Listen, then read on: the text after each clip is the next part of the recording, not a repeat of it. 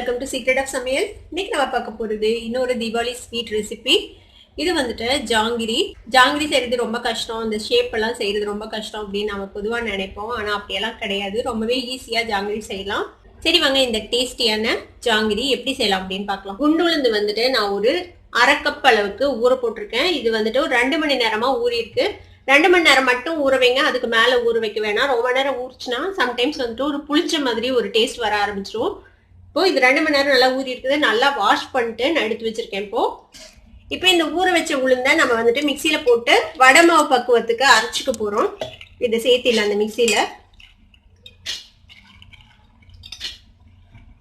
இப்போ இதுல வந்துட்டு கொஞ்சம் கொஞ்சமா தண்ணி தெளிச்சு நம்ம வந்துட்டு அரைச்சிக்க போறோம் வடை மாவு பதத்துக்கு.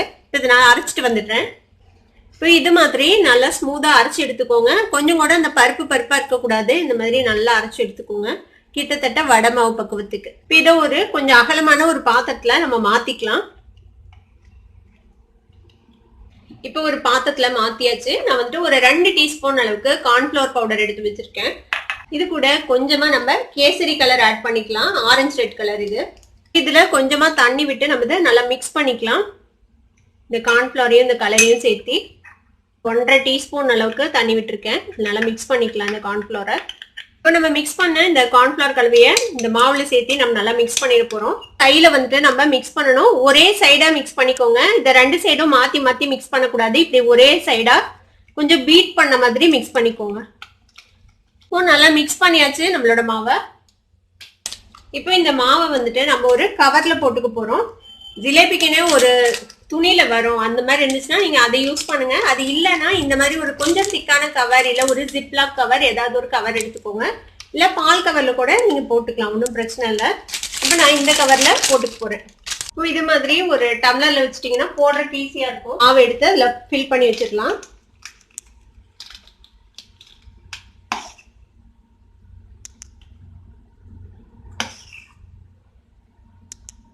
இந்த மாதிரி ஃபில் பண்ணி வச்சுக்கோங்க. உங்ககிட்ட வந்துட்டு இந்த சாஸ் பாட்டில் எல்லாம் வரும்ல, ரெடிமேட் பாட்டில் நம்ம வாங்கி சாஸ் யூஸ் பண்றதுக்காக வச்சுப்போம்ல, அந்த பாட்டில் இருந்தா கூட நீங்க வந்துட்டு யூஸ் பண்ணலாம். இப்போ இந்த மாதிரி நம்ம ஃபில் பண்ணி ரெடியா வச்சுக்கலாம். இப்போ நம்ம சுகர் சிரப் ரெடி பண்ணிக்கலாம். இது வந்து அரை கப் மெஷர். இந்த கப்ல 1 கப் எடுத்தேன் நான் உளுந்து. இப்போ அதே கப்ல நம்ம 2 கப் சர்க்கரை போட்டுக்க போறோம். 1 கப் போட்டாச்சு. இன்னும் 1 கப் சர்க்கரை சேர்த்திக்கலாம். இப்போ அதே கப்ல 1 கப் அளவுக்கு தண்ணி சேர்த்திக்கலாம். இப்போ அடுப்பு ஆன் பண்ணி நம்ம வந்துட்டு சர்க்கரையை வந்துட்டு கரைய விடலாம். இப்போ சர்க்கரை வந்துட்டு நல்லா கரைஞ்சிச்சு. இப்போ இதுல மேலே நுரையா வருது இல்லை, இந்த நுரையை வந்துட்டு நீங்க எடுத்துருங்க வெளியில.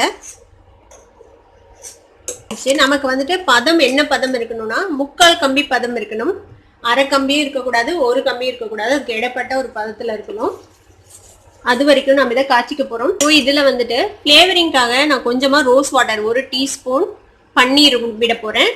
உங்ககிட்ட பன்னீர் இல்லைன்னா, இல்லை பன்னீர் வாசனை உங்களுக்கு வேணாம் அப்படின்னு நினைச்சீங்கன்னா கொஞ்சமா ஏலக்காய் பொடி சேர்த்திக்கோங்க, ஒரு 1/4 டீஸ்பூன். கூடவே நம்ம கொஞ்சமா ஆரஞ்சு ரெட் ஃபுட் கலரும் ஆட் பண்ணிக்கலாம். இதுலயும் கலர் இருந்துச்சுன்னா உங்களுக்கு ஜிலேபி நல்லா ஊறும் போது நல்லா இருக்கும் ஜாங்கிரி.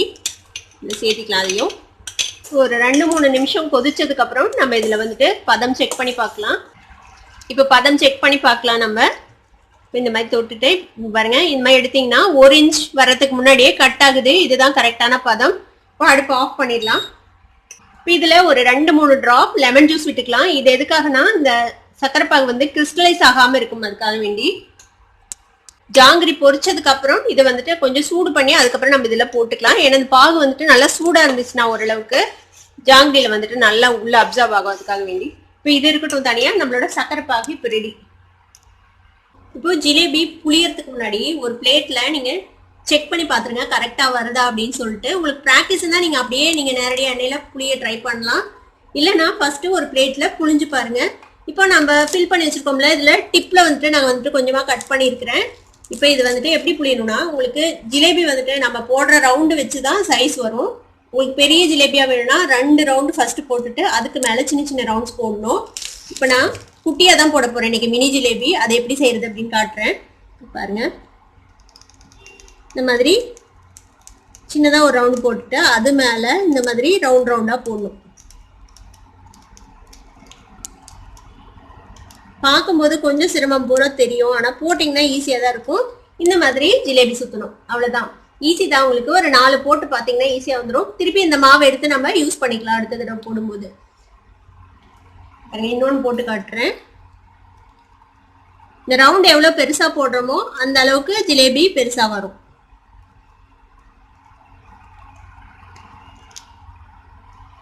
இந்த ஃபினிஷிங் வந்துட்டு இப்படி கொண்டு வந்து முடிச்சிடணும். இந்த மாதிரி ஜிலேபி போட்டுக்கோங்க. இதே மாதிரி தான் நம்ம எண்ணெயில புளிய போறோம். இப்போ நம்ம எந்த தவால நம்ம சுடுறோம் அப்படிங்கிறது ரொம்ப ரொம்ப முக்கியம். இந்த மாதிரி ஃபிளாட்டான பாத்திரத்தில் தான் நம்ம வந்துட்டு சுடணும் ஜாங்கிரி எப்போதுமே.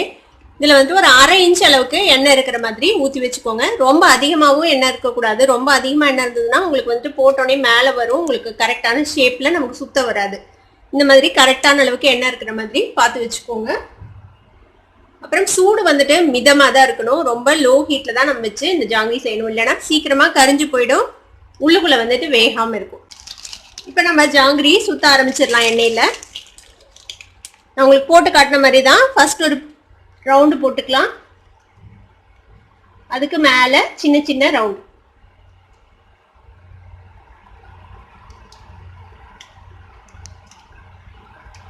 இப்படி ஃபினிஷ் பண்ணிடுங்க. இது மாதிரியே இன்னொன்று போட்டுக்கலாம்.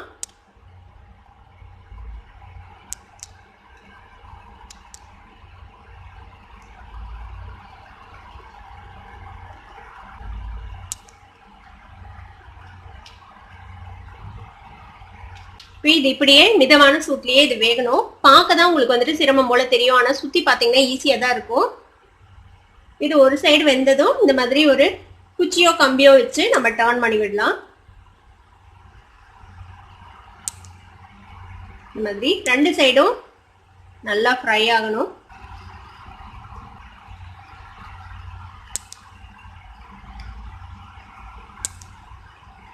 பொறுமையா ஃப்ரை பண்ணி எடுத்துக்கலாம். நல்லா கிறிஸ்பியா ஃப்ரை ஆகணும். ஃப்ரை ஆனதுக்கு அப்புறம் நம்ம எடுத்து சக்கரை பாகுல போடலாம்.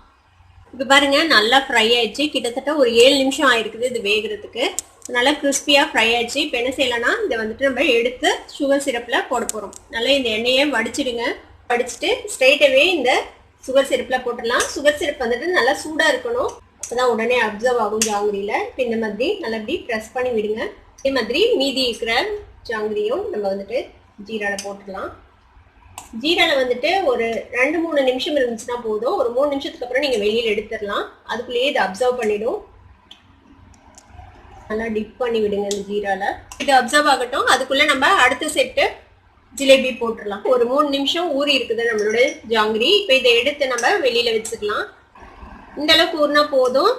ரொம்ப நேரம் ஜீராலேயே இருக்கணும்னு அவசியம் இல்லை.